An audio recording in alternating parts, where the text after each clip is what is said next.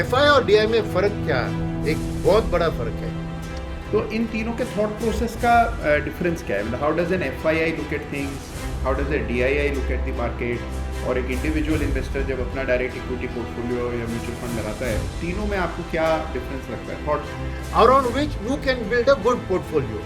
But each one of them is going to be volatile, so I need to give them 3 rules to do this.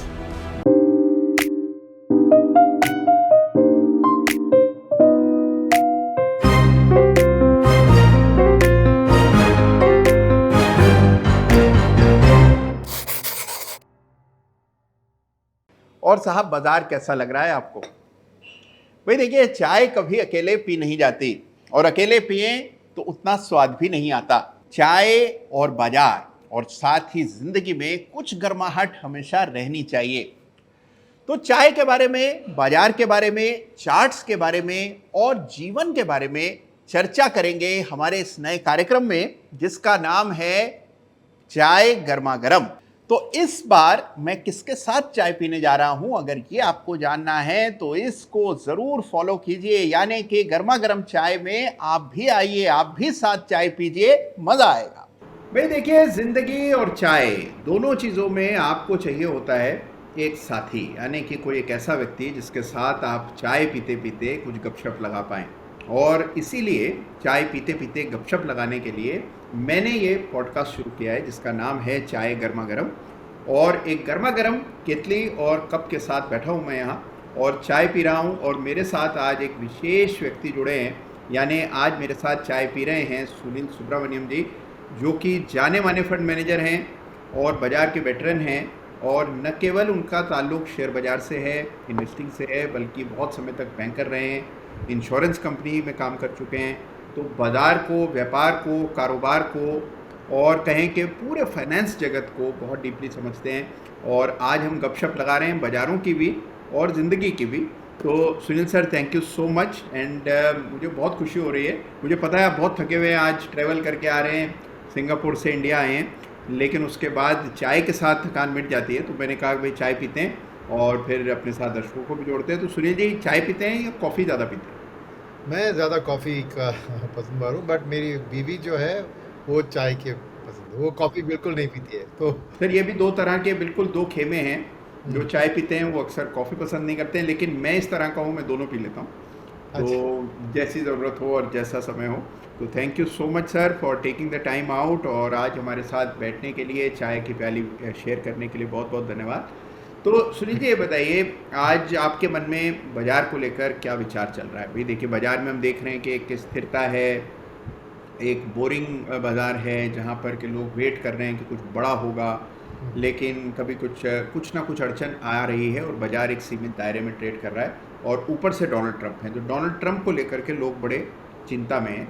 आपका क्या take है इस पूरी स्थिति पर? आपका क्या विचार है? तो पहली मैं बताऊंगा कि ये ट्रंप वाली जो एक्शन, इसकी जो हवा नवंबर लास्ट ईयर में जब उसने पद, उसका इलेक्शन का रिजल्ट आया, फिर जनवरी 20 तारीख को उसने पद लिया, तब से ये टैरिफ टैरिफ टैरिफ तो हमारे दिल के ऊपर नए नए शब्द आ गए हैं। अभी टैरिफोनॉमिक्स एक शब्द आ गया है और टैरिफ टेंट्रम्स आ गया है। अब एक नया आया है टैको सर, टैको। टैको भी है इसमें। Trump always chickens out. देखते हैं इस बार होता है कि नहीं। मगर मेरा क्या है कि ये अनिश्चितता जो एक पूरी दुनिया में उन्होंने इंट्रोड्यूस किया, और ख़ास करके भारत के लिए भी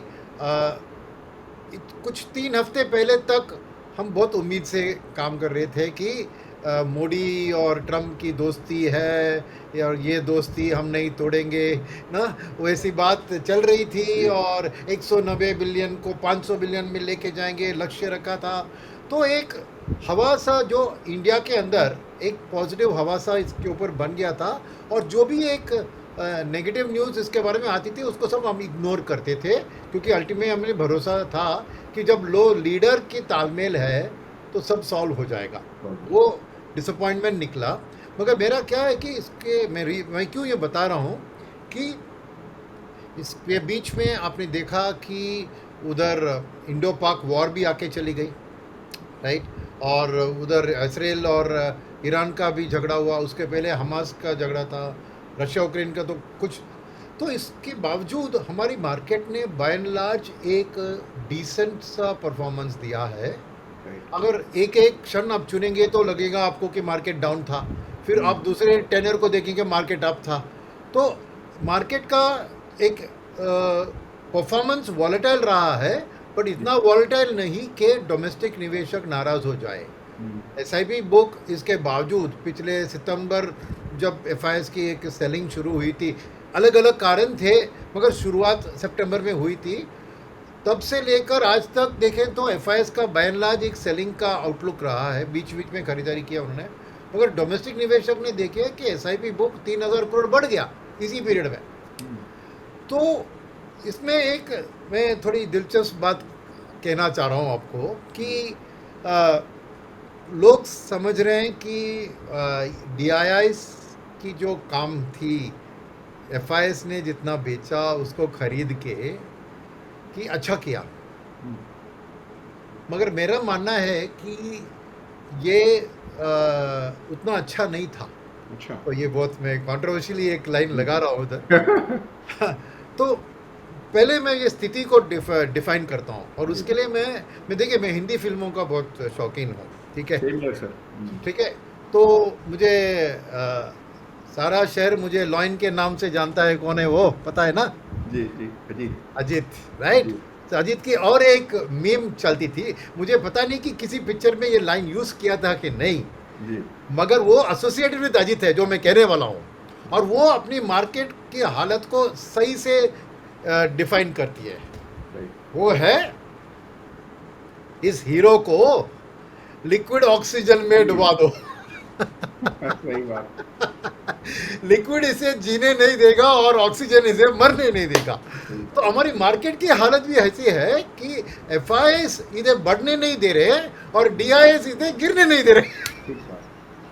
Right? बिल्कुल ठीक बात। तो मार्केट उस चीज में अटक गया है। मैं कहूँगा कि जो एफआईएस बेच रहे हैं, कि उनकी जब भी एक आउटलुक इंडिया के ऊपर या इमर्जिंग मार्केट के ऊपर थोड़ी नेगेटिव लगी तो वो बेचते हैं, तो इस उम्मीद से क्यों वो वैल्यूएशन को ज़्यादा देख रहे हैं उस टाइम में, और उनका सोच होता है कि मैं बेचूं, वैल्यूएशन ठीक से आ जाए करेक्शन के कारण, और फिर कुछ अच्छी खबर आए तो मैं वापस घुसूं। ये एक नॉर्मल टैक्टिक होता है एफआईएस का, खास करके हेज फंड्स जो होते हैं, करेक्ट। बट क्या हो गया है कि बिकॉज ये डीआई की बाइंग के कारण जितनी भी उन्होंने सेलिंग किया है, मार्केट उतना गिरा नहीं, यानी वैल्यूएशंस महंगी थे, महंगे रहते हैं, और अनलेस आपको एक अर्निंग सीजन में एक शार्प इंक्रीज दिखती है, ये वैल्यूएशन आपको सस्ते नहीं बनने वाले हैं। तो इसके कारण मैं क्यों कह रहा था मेरा लाइन कि ये नेगेटिव है, क्योंकि हमने ये खरीदारी करके मार्केट को प्रोटेक्ट किया है, वॉलेटिलिटी को कम किया है, शायद डोमेस्टिक निवेशक को भरोसा दिया है। तो मगर क्या है कि ये अच्छा है एक डोमेस्टिक कॉन्फिडेंस ऑफ इन्वेस्टर के लिए, मगर एक्चुअली मार्केट को डिस्टॉर्ट कर रहा है, क्योंकि एक मार्केट की चीज़ होती है कि जब वैल्यूएशंस बढ़ जाए मार्केट को गिरना है। जब जीडीपी ग्रोथ 5.5% पे गिरती है तो मार्केट को उसको एडजस्ट करके गिरना है। जब इंडो पाक वॉर होता है तो एक वॉलिटिलिटी आना है, नहीं तो वो ट्रू एक जो कहते हैं ना फ्री कैपिटल मार्केट का ही होता है। जैसे कैपिटलिज्म का बात है ये, नॉटली कैपिटलिज्म में होता है कि कुछ अच्छी कंपनी बढ़ती है, कुछ बुरी कंपनी इंसॉल्वेंट होकर चली जाती है। तो ये एक survival of the fittest creative destruction जरूरी है, मगर हमारी मार्केट में हमने उसको आने नहीं दिया। अब क्या है कि लॉन्ग टर्म एफआईएस ये भी सोच सकते हैं, अरे ये बाइंग सपोर्ट है तो ये मार्केट कभी सस्ता नहीं होगा तो मैं खरीदूंगा, वो एक सोच भी आ सकती है थियोरेटिकली। मगर क्या होता है कि जिनका शॉर्टर टर्म आउटलुक है वो बिल्कुल हमारे मार्केट से दूर रहेंगे कि कभी भी ये गिर सकता है कुछ नेगेटिव न्यूज़ आने से। क्योंकि और क्या है कि डीआईएस को भी ना, हमारी जो एक इंस्टीट्यूशनल फ्रेमवर्क है कि डोमेस्टिक मार्केट में डीआईएस माने म्यूचुअल फंड ज़्यादा हावी है। आई मीन एलआईसी थोड़ा खरीदारी करता है, अपना जो बाकी इंश्योरेंस कंपनियां जिनके पास यूलिप है उतना इक्विटी का खरीदारी करते हैं, कुछ थोड़े बहुत प्रोविडेंट फंड और ये जो उनका इक्विटी का 5% वो करते हैं। मगर डोमिनेंट फोर्स जो होता है हमारे देश में वो डोमेस्टिक म्यूचुअल फंड है। और म्यूचुअल फंड में क्या खास चीज़ है कि हम एज अ इंडस्ट्री, ओके, इसका कोई नियम नहीं है, ओके, मगर एज एन इंडस्ट्री, राइट, हमने अडॉप्ट किया है कि हम 5% से ज़्यादा कैश बैलेंस को ज़्यादा नहीं रखेंगे। शॉर्ट टर्म में 7-8% तक जा सकते हैं, मगर 5% एक लक्ष्मण रेखा की तरह रखते हैं। जनरली आप देखें तो 4.5 तक गया है एवरेज इंडस्ट्री का, मगर 5 से नीचे, और जैसे मैं एमडी था सुंदरम में, मैं 5 का लकीर लगा दिया था कि इसके नीचे नहीं डालना है, क्योंकि हमारी सोच में क्या है कि इन्वेस्टर पैसा दे रहा है हमें और उस पर एक्सपेंस रेशो चार्ज कर रहे हैं, उसको कुछ किए बिना घर में रख के चार्ज करना सही नहीं होगा करके एक खरीदारी। तो क्या होता है ना, मार्केट सस्ता या महंगा हम जाके खरीदते हैं जी, समझ रहे हैं आप। तो ये एक आप कह सकते हैं कि दिस इज अगेंस्ट द एक कैपिटल मार्केट की जो फिलॉसफी है, राइट, क्योंकि एन एक्सक्यूज तो मिलता है हमें खरीदने के लिए कि नहीं फ्यूचर में भविष्य अच्छा है, आज नहीं है तो आज सस्ता मिल रहा है, कुछ ना कुछ हम, मगर ये एक्चुअली नॉट राइट है। बिकॉज अगर आप यूएस मार्केट में जाए या यूरोप में मार्केट में जाए, म्यूचुअल फंड भी कैश बैलेंस रख सकते हैं। मैं क्या कह रहा हूँ, कैश जितना भी चाहिए रख सकते हैं, पर मगर इसका यहाँ एक कारण ये भी तो है कि बहुत बड़ा पैसा आ रहा है। मतलब अभी देखिए क्या है कि एसआईपी का पैसा लगातार आ रहा है, तो मतलब what is the option for a fund manager? आप ये कह रहे हैं कि वो कैश पे बना रहे, बहुत बड़े कैश बैलेंसेस में। देखिए, ये इसलिए कह रहा हूं, ये नियम नहीं है। आप पराग पारेख को देखिए, जी, 35% तक कैश बैलेंस रखा था उसने, तो ऐसी कोई नहीं है। मगर एज एन इंडस्ट्री ओके, पराग पारेख को किसी ने क्रिटिसाइज भी किया, बट क्या है कि उसने सही वक्त पे वो टाइमिंग का अच्छा किया, और उसने ये भी बताया उसके कम्युनिकेशन में कि देखिए भैया, मेरा कैश मनी जीरो रिटर्न वाला एसेट नहीं है, उसमें भी 7% बन रहा है। आप जो भी 1.5% का एक्सपेंशन निकले, फिर भी 5.5% पॉजिटिव रिटर्न में दे रहा हूँ ना इस नेगेटिव मार्केट में।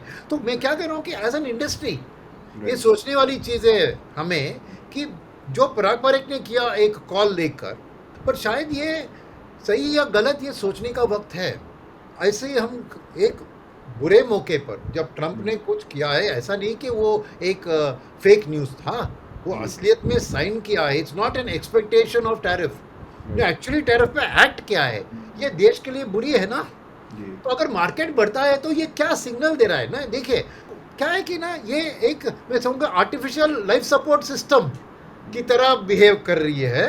तो एक सोचने वाली बात है ये। मैं थोड़ा कंट्रोवर्शियल चीज़ कह रहा हूँ, क्योंकि इसकी ऑपोजिट चीज़ है कि अगर आज मार्केट भयंकर गिरता तो शायद बहुत से रिटेल निवेशक डर के वापस नहीं आते इक्विटी मार्केट में, जैसे 2008 में हुआ था। तो it's not a very clear cut, मैं I mean it's not easy solution कि मैं कह रहा हूँ, मगर इसके ऊपर विचार करने की, सोचने की एक बात बात है। बताइए, जैसे आपने जो बात कही, मुझे एक बात बताइए, since you have interacted with FIIs, you have run a DII, and you also are an individual investor in your own, for your own account, and you've met hundreds of investors over the years. तो इन तीनों के thought process का difference क्या है? मतलब how does an FII look at things, how does a DII look at the market, और एक individual investor जब अपना डायरेक्ट इक्विटी पोर्टफोलियो या म्यूचुअल फंड लगाता है, तीनों में आपको क्या डिफरेंस लगता है थॉट? तो फर्स्ट मैं कहूँगा कि आपको एफआईआई एक एफआईआई की सोच नहीं बना सकते। मेरे ख्याल में क्लियरली 3 तरह के एफआईआई है, राइट। तो उसमें मैं फर्स्ट इजी वाला एफआईआई निकाल देता हूँ, वो है पैसिव एफआईआई। जो पैसिव फंड चला रहे हैं, उनके लिए तो कोई फंड मैनेजर का काम ही नहीं है। तो सीधा वो जो होता है ना, एमएससीआई का इमर्जिंग मार्केट इंडेक्स में एक फ़ंड लॉन्च करते हैं, एमएससीआई इंडिया ईटीएफ या एमएससीआई इमर्जिंग मार्केट ईटीएफ, जितना है इंडिया का ये, और जितना वो इंडेक्स में हर सेक्टर स्टॉक का दिया है वो खरीदते हैं। तो वो अगर हंड्रेड्स ऑफ रिटेल इन्वेस्टर्स जो ऑल ओवर द वर्ल्ड उस पैसिव फंड को पैसा दे रहे हैं, जो वो देते हैं वो सीधा खरीदते हैं। तो इंडेक्स फंड में सिर्फ एक इंडेक्स को ट्रैक कर रहे हैं, करेक्ट, तो उसको छोड़ देते हैं। तो उसके अलावा 3 और तरीके के इन्वेस्टर है। एक है, मैं कहूँगा कि एक sovereign wealth fund, pension fund, insurance funds, right, internationally, जो मैं कहता हूँ कि लॉन्ग टर्म है, और इनका खाली एक ही मकसद है, don't look at valuation, look only at growth potential. Because in 10, 15, 20 year time frame ये valuations have no meaning, because आप 1 ईयर फॉरवर्ड भी देख सकते हो, एज अ फंड मैनेजर आप चाहे 3 साल का भी और 5 साल का भी फॉरवर्ड पी आप अपना एक कैश फ्लो का प्रोजेक्शन करके करा सकते हो। 20 साल का थोड़ी कर सकते हो, उसका नो मीनिंग है। 5 साल के बाद सब एक फ्लैट लाइन, एक स्टैंडर्ड होता है जो आपको पता है फॉर्मूला में, राइट। तो इनका खाली ग्रोथ पोटेंशियल देखकर निवेश करना है। तो ये वाले जो है, एज लॉन्ग एज इंडिया की लॉन्ग टर्म ग्रोथ पोटेंशियल में कोई दाग नहीं आती है, कोई डाउट नहीं आती है, वो कंटिन्यूसली अपना एलोकेशन उस हिसाब से करते रहेंगे। खाली उनमें एक चीज़ होता है, उस देश का रिस्क रेटिंग, क्योंकि कितना कैपिटल उसको एलोकेट करें वो रिस्क रेटिंग के हिसाब से करते हैं। तो किसी का ग्रोथ बहुत कम हो बट उसकी रिस्क रेटिंग टॉप हो, फिर भी उधर पैसा ज़्यादा डालेंगे, बिकॉज वो एज इट इज़ एक इमर्जिंग मार्केट में रिस्क ले रहे हैं, और एज इट इज़ एक करेंसी का रिस्क तो बनता ही है। तो उसके ऊपर उनको इसलिए वो रिस्क रेटिंग के ऊपर इंपॉर्टेंस देते हैं, ज़्यादा एलोकेशन। मगर for the risk rating, equal risk rating वाली कंट्रीज में growth is the differentiator, right. तो उनका सोच वही है, तो they don't get worried about valuations, ये वो 20 ईयर्स में इसका क्या पोटेंशियल रखकर वो खरीदते हैं, राइट।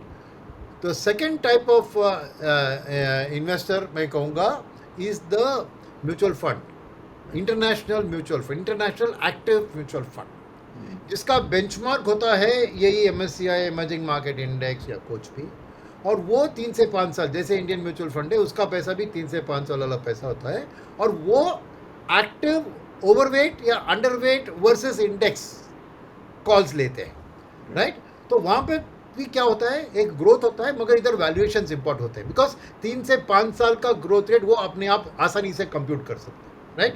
तो वो देखते हैं कि क्या ये 5 साल का ग्रोथ फेयरली प्राइस्ड है या कुछ अंडर वैल्यूड है या ओवर वैल्यूड है, उस हिसाब से वो पोर्टफोलियो में चर्न कराते हैं, क्योंकि एक दाम बहुत बढ़ गया तो रीएडजस्ट कर, तो इसलिए वो कॉल देते हैं I am overweight financials, I am underweight FIs। तो ये एक्टिव FIs यानी मिडिल टर्म। और तीसरी प्लेयर जो होते हैं वो है हेज फंड्स।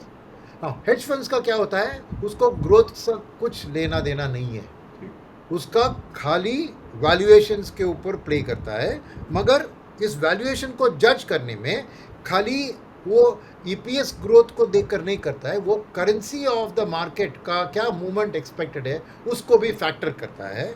और ये क्यों उन दोनों में बहुत ज़्यादा ध्यान देता है, बिकॉज जो हेज फंड्स है वो ज़्यादातर लिवरेज करके इन्वेस्ट करते हैं इंडिया में। तो जैसे मार्जिन ट्रेडर यहाँ हो गया ना, तो उनका एक हाई रिस्क हाई रिवॉर्ड होता है। So suppose he puts 20% and borrows 80% from the bank, तो 1:4 रेशियो बन गया, तो उसका 3% रिटर्न बना तो 12% होगा, मगर नुकसान 3% का होगा तो भी लॉस भी होगा। तो डायनामिक होना पड़ता है, और वो कॉन्स्टेंटली करेंसी और स्टॉक मार्केट वैल्यूएशन इसके ऊपर अपना ट्रेड करता है। तो ये एक FI की पूछा आपने, ये 3 तरह के हैं, और एक ही नंबर है मेरे पास, वो है कि रफली लॉन्ग टर्म पैसा जो मैंने कहा था वो रफली 25% of the total FI flows है, FI not the flows, total balance जो है, राइट। बाकी ना हेज फंड और म्यूचुअल फंड में फ़र्क डिस्कवर करना मुश्किल है, बिकॉज नाम दोनों की एक ही होती है, नाम से नहीं पता, वो कोई हेज फंड अपना हेज फंड नहीं नाम देता है, वो सबका नाम वही होता है। तो कौन सा हेज फंड है ये है खाली डेटा से पता नहीं लगता है, एक्शन से पता चल जाता है, but as a overall volume में कितना उनका कहना मुश्किल है, राइट।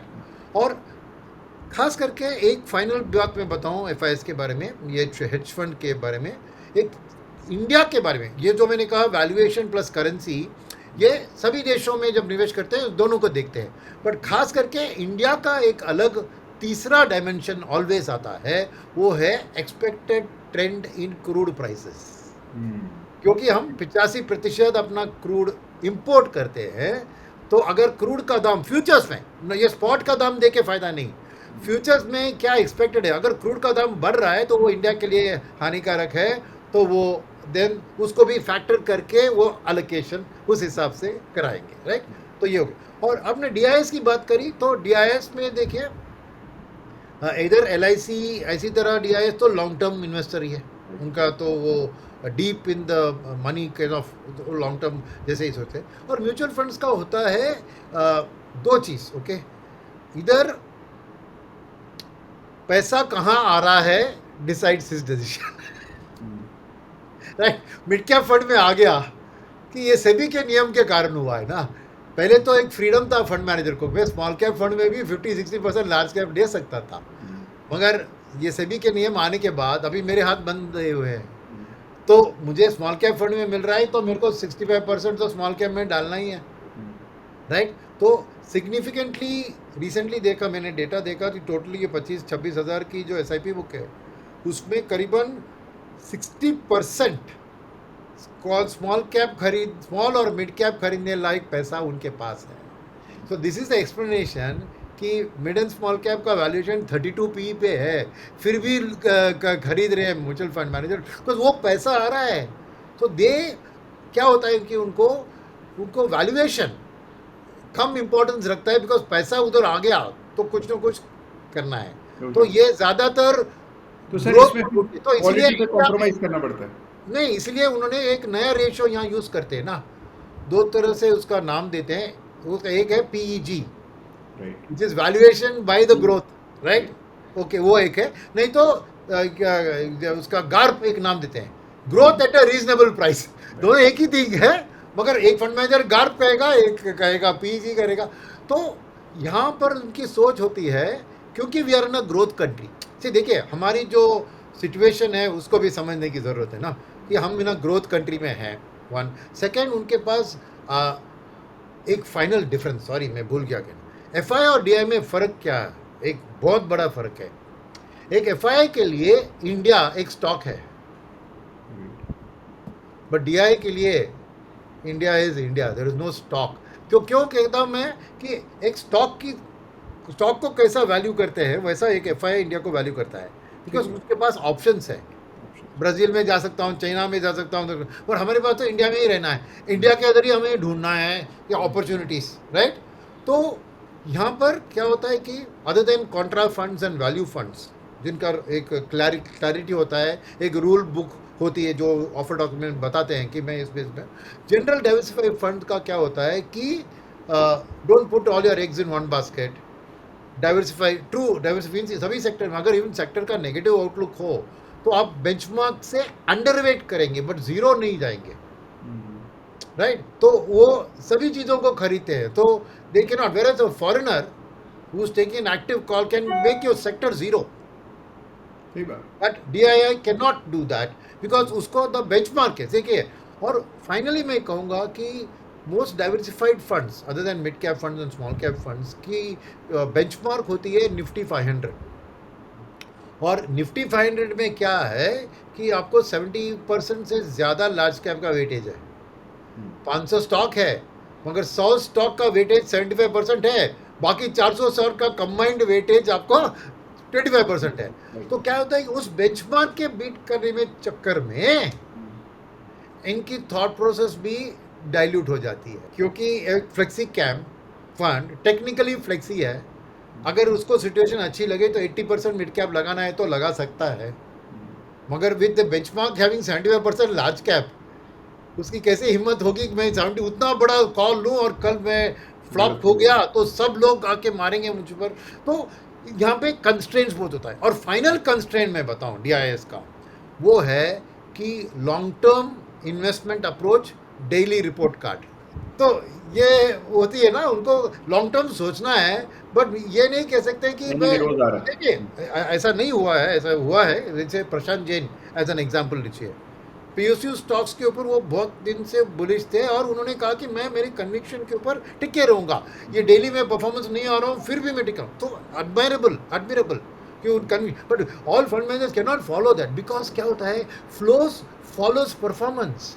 तो as the CEO of your MD you will tell the fund manager, अरे भैया लॉन्ग टर्म में everybody is dead in the long term, अरे मेरे को अगर अब अभी 1 ईयर 3 ईयर में परफॉर्मेंस नहीं दिखाओ तो मैं इन्वेस्टर का पैसा कहाँ से उठाऊंगा। तो this is again a challenge in fund management for a DII which is not there for the FII, right. तो this is how I thought I summarise. Sir आपने, सर एक बात बताइए, जैसे अब ये DIIs हैं, सैकड़ों DIIs हैं, उसी तरह जैसा आपने कहा कि 200 300 400 फंड मैनेजर्स होंगे, और एफ तो अलग अलग देश में बैठे हैं, अलग अलग साइजेस के हैं, अलग अलग उनका मैंडेट है। इनके व्यूज़ में इतनी होमोजेनिटी यानी कि एकरूपता कैसे होती है कि सब लोग सेम तरह से बाय करते हैं, सेम तरह से सेल करते हैं, और वैसा ही होमोजेनिटी हम रिटेल इन्वेस्टर के भी रूप में देखते हैं, तो why does that happen? Homogeneity is because of one institution called sell side broker.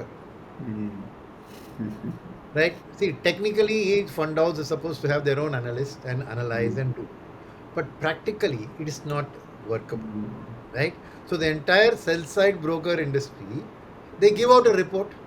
Right. And for FIs also depend on a Morgan Stanley, Goldman Sachs, Credit Suisse, and others. India also we rely on that. We have a little more of domestic brokers also, institutional brokers. So this institutional sell side brokers, when they put out a view, they are putting huge research because they have got the top quality brains from the IIMs and the IITs and all of that, and they have phenomenal data crunching, and they do, and so their word carries lot of weight. So that is why they do not. But retail investor ka not, these sell side brokers are not the cause. Retail investor ka is success begets success. Past performance begets future inflows. तो जो sector अच्छा कर रहा है retail का natural tendency है. See there no point in blaming retail investors because what else do they have to see. उनके पास चॉइस क्या है ना, अच्छा फंड कौन सा चुने में जिसने अच्छा परफॉर्म किया है. हमें मैं थोड़ी जाके कॉन्ट्रा थिंकिंग कर सकता हूँ, अरे जिसने बहुत बुरा परफॉर्मेंस किया है तो लॉ ऑफ एवरेज में आएगा. ये तो नहीं होता है ना. Ultimately past performance. और किसी भी और चीज़ की खरीदारी में, एक टीवी खरीद रहे हैं तो आपके नेबर ने सोनी खरीदा, दूसरे नेबर ने सैमसंग खरीदा, जरूर आप पूछताछ करेंगे उनसे कि कैसा चल रहा है भाई आपका टीवी. तो नेचुरली उसके फीडबैक में जाके आप जिसका पॉजिटिव फीडबैक उसी को खरीदेंगे ना. तो life is based on past performance testing. Unfortunately, the predictability in mutual fund industry is not good, so we say don't go by past performance. But retail investor के पास choice क्या है भैया? He doesn't have a choice because the distribution partners who are supposed to guide him also don't have any other approach but to look at it. I mean, technically, rolling returns analysis, the study of this. So, a few distributors do that. I'm not, but I would say that is like the 20-80-20 rule. No, 20% of the distributors in the country probably do some kind of a futuristic outlook. Say this is a call where they talk to the fund manager about his views and then pitch it to the customer based on the view. 20%, but the 80% mass, right, don't have that knowledge, education, skill set. They are all relationship based dealing with their customers, and they depend that the quality of the fund manager will do. And ultimately, if you diversify across fund managers, you will succeed. That is their approach, right? So again, don't put all your eggs in one basket. ये इतनी research करके और इतनी मेहनत करके जो return आता है, आप वैसे देखें तो मतलब most of the fund managers actually fall short of beating the market, मतलब ऑन अ लॉन्गर टर्म. तो what is the point of going to all that trouble? मतलब आप देखिए, अगर आपको मार्केट का ही रिटर्न लाना है तो it is better to invest in an index fund for an investor. And मतलब उस रिटर्न को चेस करते रहते हैं सब लोग, बेंचमार्क रिटर्न को, लेकिन इवेंचुअली तो वो रिटर्न आता नहीं है, उससे कम ही आता है.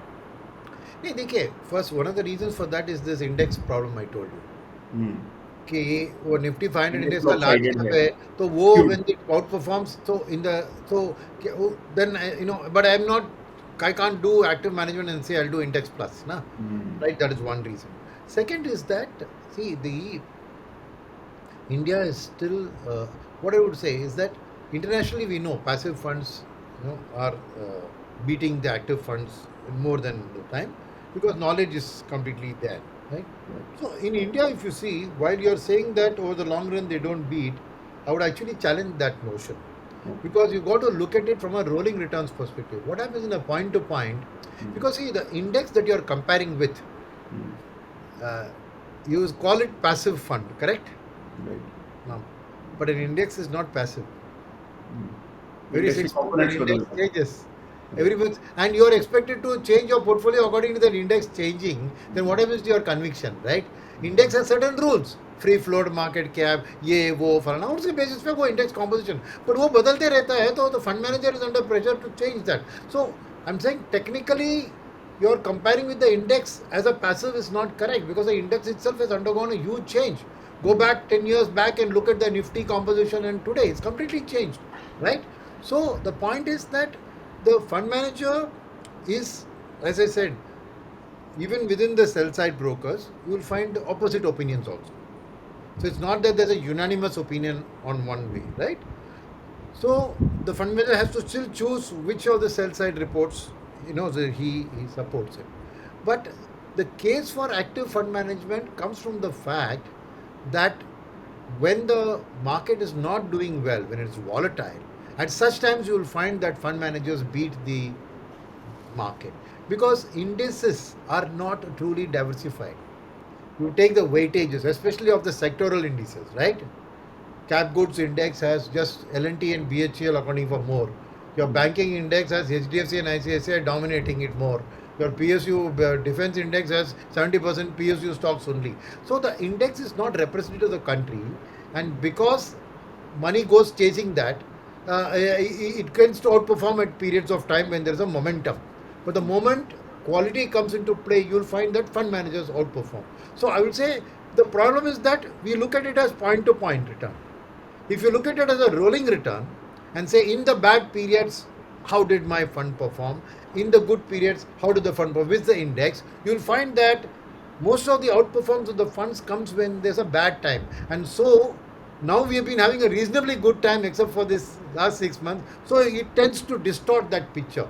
So I would say that I still would say active management in today's like India, which is information is not yet freely available. There is still a scope for people to outperform and do. So, cost conscious investors maybe can look at it, but otherwise, if you want to truly diversify your portfolio, right, and let's say India goes through a tough time for a reasonable period of time, at that time I would say active management would be definitely outperform because they'll be much more diversified than the index. Sir एक बात बताइए, जैसे आपने इतने साल professional fund management किया, you manage such big amounts of money, large corpuses for big funds and so on, तो आपको लगता है कि is there a skill that you acquired that can be used by a very small investor who is managing his own account? तो कुछ ऐसा fund management का discipline या रूल बुक है या प्ले बुक है which a typical average person can employ और can learn from? क्योंकि देखिए हमारा जो एक एवरेज आदमी है उसका fund management is very haphazard, तो बहुत ही ज़्यादा वो एड हॉक होता है, कोई अच्छा लग गया ख़रीद लिया, फिर बहुत दिनों तक कोई काम नहीं किया, फिर उसके बाद बहुत बाज़ार बढ़ने लगा सुना तो फिर और पैसा डाल दिया, उसके बाद फिर गिर गया तो फिर शांत हो गए। तो मतलब कोई उस तरह का डिसिप्लिन या सिस्टम नहीं रहता है। एसआईपी के जरिए लोगों में एक ज़रूर कंटिन्यूटी और कंसिस्टेंसी आई है, बट आपको लगता है कि कुछ ऐसी 2-3 ऐसी चीज़ें हैं जो फंड मैनेजमेंट के इतने सालों के आपके तजुर्बे में, मतलब जो आपको लगता है कि which is very easily employable और जिससे बड़ा चेंज आ सकता है या इम्प्रूवमेंट हो सकता है? See, it's very hard to just explain in a few words how a retail person can do because it's not easy because you need access to information. Whatever you do analysis, a fund manager gets access because sell side brokers are trying to pitch. So you talk to 2-3 different sell side broker, you can do that. The amount of energy research which goes into that, right? So it's very hard to say that. And why I'll say is that, and I can say, for example, you can choose a good company, you can choose something which is doing business around you. And take HDFC Bank as an example. Every street you go, there's either a HDFC Insurance or HDFC Bank, so why can it go wrong? But such companies, for example, I'll give you a name of a company, Asian Paints. Leader company. Where is the stock price gone? Right. For years now, Reliance didn't perform until recently. So what I'm trying to say is a good company doesn't necessarily mean it's a good stock to buy because returns are made from surprises, not from knowledge. If the knowledge is available to everybody that is a good company, that's already in the price. Great. So for a retail investor, beyond saying this is a good company, do you know this company, familiarity, right? That doesn't help make a return, right? So it's very hard then to go to tell them how to do What that. about sir managing your portfolio, मतलब portfolio balancing या fund deployment, इसके कोई आपको लगता है कि ऐसे rules हैं which can be used by retail investor? See, basically the issue is that even to study a fund, you need a high level of education because you need to look at the Sharpe ratio, strainer ratio, information ratio. This fund manager has taken so much risk to deliver the return. Investors just look at return. But you need to have an assessment कि इसने high risk high reward चलाया, तो जब momentum साथ में है तो reward देगी, और जब नहीं है तो अंडर परफॉर्म करेगी. तो even choosing a fund itself, I'm saying, is a very difficult task. Forget about stocks. Right. So I would say that, that's where in my when I stepped out on this education initiative after this, I said I will train the trainer. I will focus on training the distributors so that in turn that's why I don't want to reach out to investors at all, because for me, if one distributor can 25 customers, if he can advise better, I feel there's a better use of my time and resources rather than becoming on influencer with 1 million subscribers. That's not my, because I believe that it's very hard to convey. Then you have to just go and tell this stock is a good buy, this IPO is a good buy. That's what people want to hear. But I believe that properly training the mutual fund distribution community, right, to do these, and there, without that knowing what a Sharpe ratio, without that there's no progress. They have to put that effort and do that, and once they use that for an investor. So I would still hesitate that even for an investor to choose mutual funds, right, only if an investor is of a high risk mentality. Okay, that is the only person I can give advice to. I'll tell you why. Because there is clarity of what's happening with the fund manager. So when I say high risk, you're a person who's willing to take sectoral funds. Then I can give advice to an investor to say, choose a truly diversified set of sectoral funds. So choose IT as an external oriented sector, choose capital goods as a domestic growth sector, choose consumption as the opposite of capital goods, choose, then you can see that these are basically different streams around which you can build a good portfolio. But each one of them is going to be volatile, so I need to give them 3 rules to do this, right?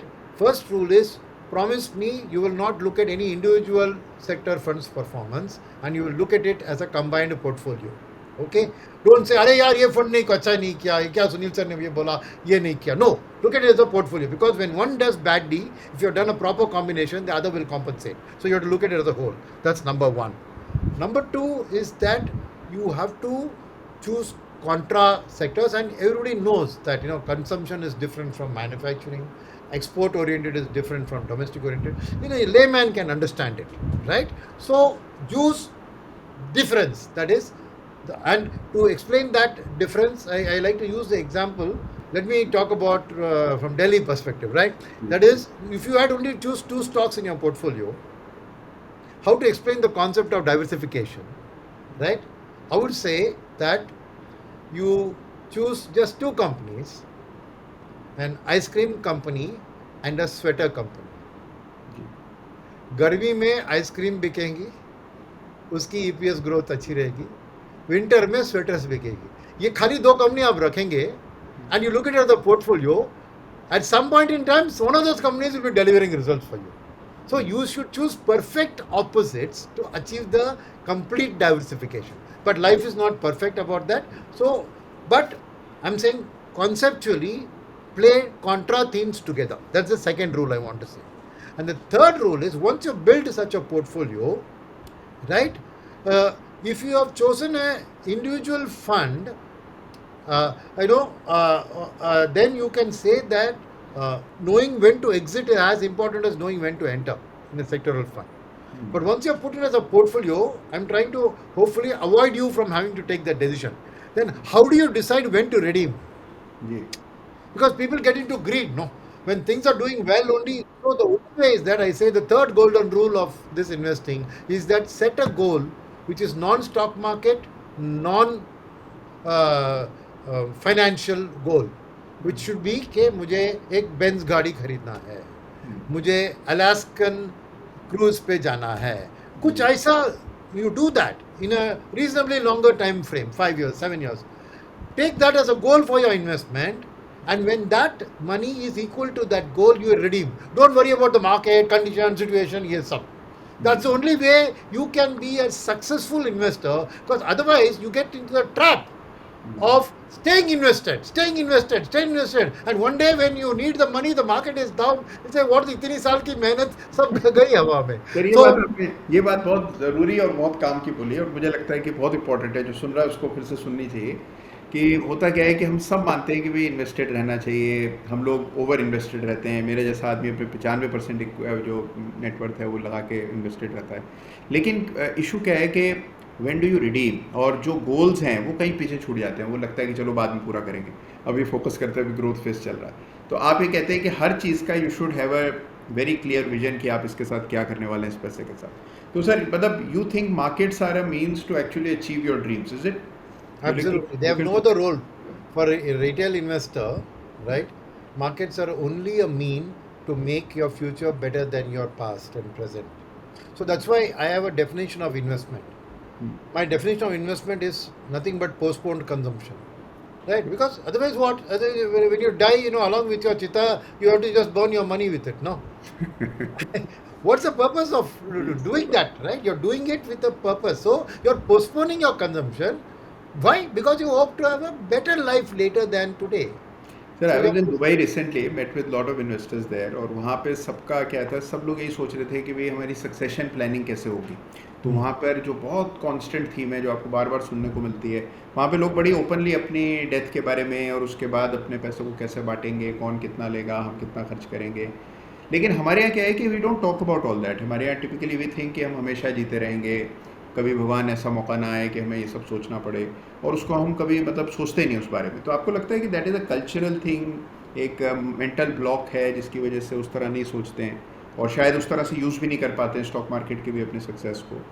yeah, because yeah, see, I'll tell you, as a nation, no, हमारा जो स्थिति आप देखें is that we have been a nation subject to huge amount of uncertainty and volatility in our life because of multiple invasions over millennia and because we are rain god dependent.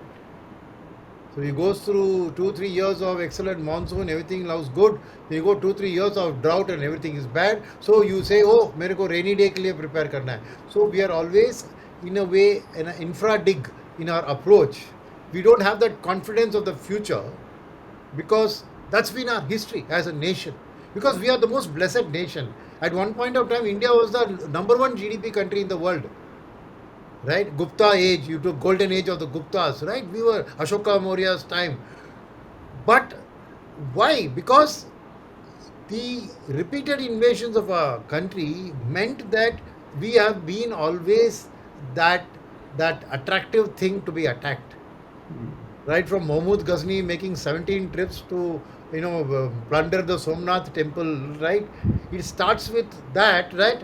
And the British looking at our spices and the indigo and everything and saying, so our own success has been the cause of these repeated invasions, and as a psyche, because you I don't know whether to call it we have become complacent because nature has been good, right? Because we have the Ganga, the Godavari, the Krishna, perennial rivers around which prosperity has always been there. So we've been softened. So we are not a warrior nation in that sense of the word, So, and we have never had designs on any other country to go and do something. So our situation has been like this is that murga or which has to be cut to be killed. So why I'm saying this in the psyche, why otherwise gold and real estate have such a, even today 65% of household assets are in just gold and real estate, physical assets, because that touch, that feel is important for us as security. It's a psyche. You asked me about a psyche, so I'm going to that. As a nation, we are either blessed or cursed, the way you want to look at it with that psyche. So as a result of which, there are the positives and negatives come. Positive is that as children we take care of our parents, right? Which in the American, the Western world doesn't take care. Negative is that the government or anybody doesn't feel that they have to provide for us in retirement. We don't have a social security net. We don't have anything, right? So I mean, we can't afford it because we are also not rich enough to have that. But I'm just saying that. So we are a unique nation in the world in terms of who we are, right? Because as a landmass we are so small, but as a population we are 20% of the world. So you're crammed into this small space, and you're done. So I'm saying, So we are, that's a given part of our nature, our sir surroundings, आपको right? लगता है ये gold और property का fixation या ये जो हमारा एक फोकस है, this is coming down with time It's and coming down equity gradually. Gradually? I mean, from 68 or 69% has come to 65% over a period of the last 10, 15 years. So you think it will So continue to come down? I don't know that it will continue to come down, because what I find is that the middle class and the poor are tending to rely less on those. But your ultra rich are actually now going back to property. सबको कब्जे में मकान लेना sir Delhi में। So they are countering this, The rich are now getting even more like fancy behind property. That's why you see $1 million homes are selling like hotcakes. बिल्कुल सही है। तो सर बहुत मज़ा आया, हमने इतने सारे चीज़ों पर बात की और चाय भी ख़त्म हो गई, लेकिन बातें ख़त्म नहीं हुई। तो sir thank you so much, और आपने समय निकाला, और इसी तरह आते रहिए सर, चाय पे बातें करते रहेंगे Sure, sure. और चर्चा चलती रहेगी। धन्यवाद आपका, thank you Thank so you. Much. Thank you.